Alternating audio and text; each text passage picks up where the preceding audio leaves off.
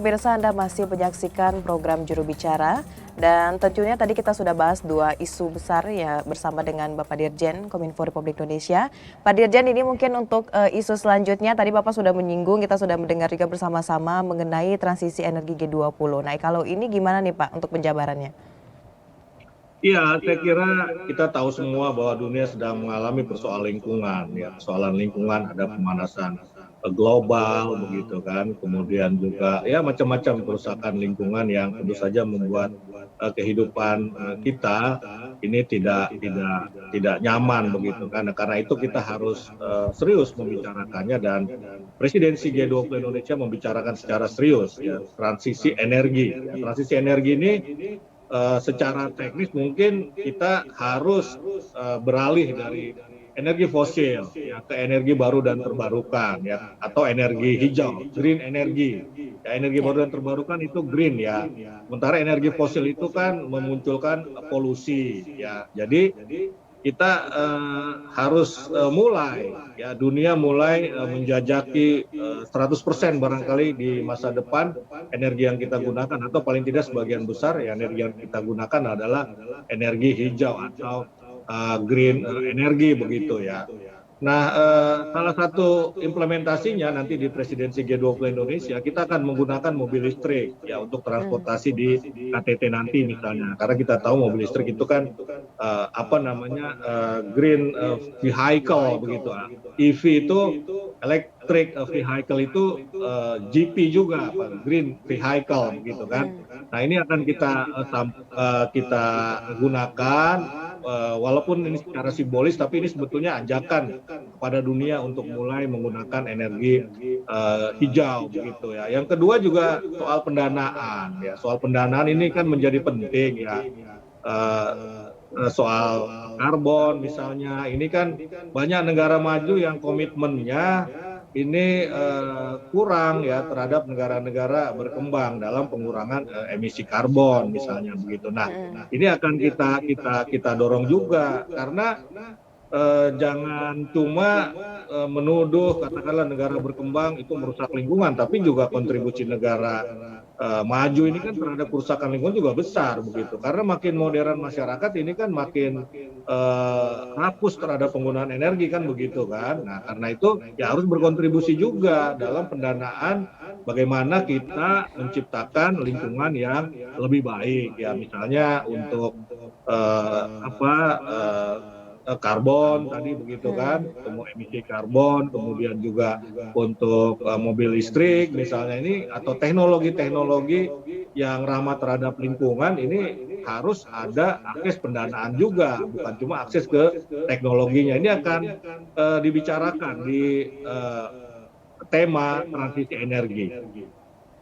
Oke, baik, kalau sejauh ini dari pemerintah Indonesia sendiri, apakah kita sudah punya skenario untuk mewujudkan energi hijau tadi dan bagaimana dengan pendananya sudah sejauh mana kalau kita mempunyai ancang-ancang ini Pak Dirjen?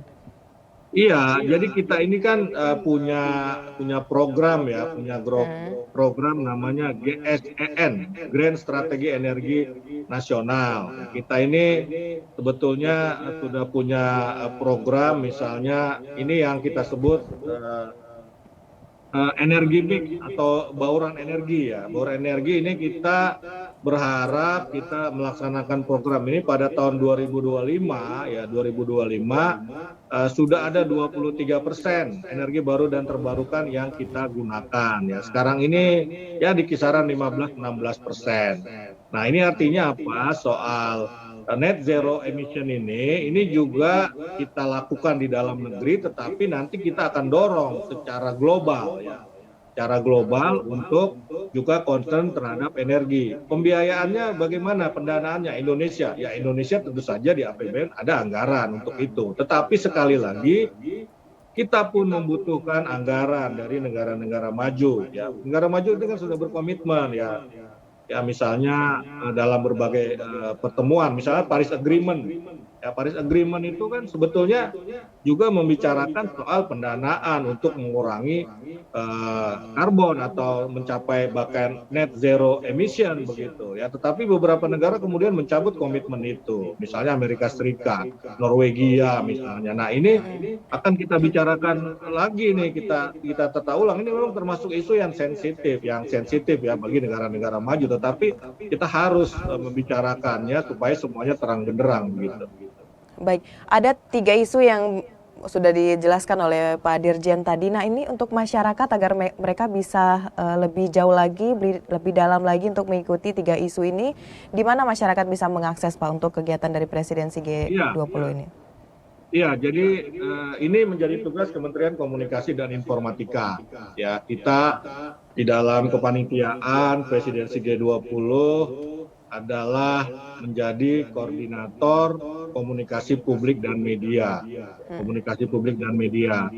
Bagaimana masyarakat bisa mengakses? Tentu saja kita menggunakan berbagai medium atau instrumen media yang tersedia. Kita misalnya menggunakan juga media mainstream ya lewat press release yang kita sebarkan ke media dan kemudian dimuat pada media, masyarakat bisa mengaksesnya, membacanya lewat pemberitaan-pemberitaan di televisi, lewat dialog-dialog misalnya di televisi. Ini kita lakukan. Yang kedua, kita melakukannya melalui media sosial ya. Kita memiliki Instagram, Twitter, dan Facebook resmi G20 Indonesia.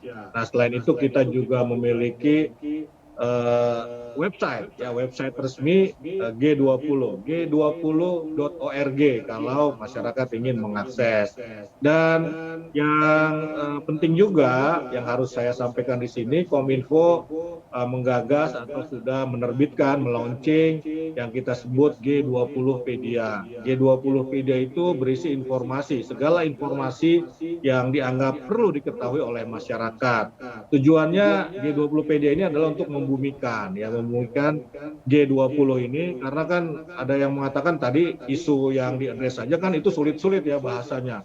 Global Health Architecture, Digital Transformation, Energy Transition misalnya. Ini kan bahasa sulit yang perlu kita terjemahkan, kita bumikan. Nah itu kita lakukan, membumikan isu-isu yang elitis tadi itu, yang sulit tadi itu di G20pedia.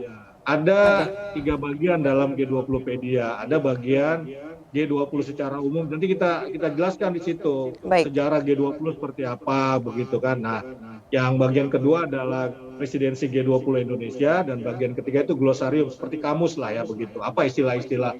Apa sih artinya finance track, Sherpa track gitu.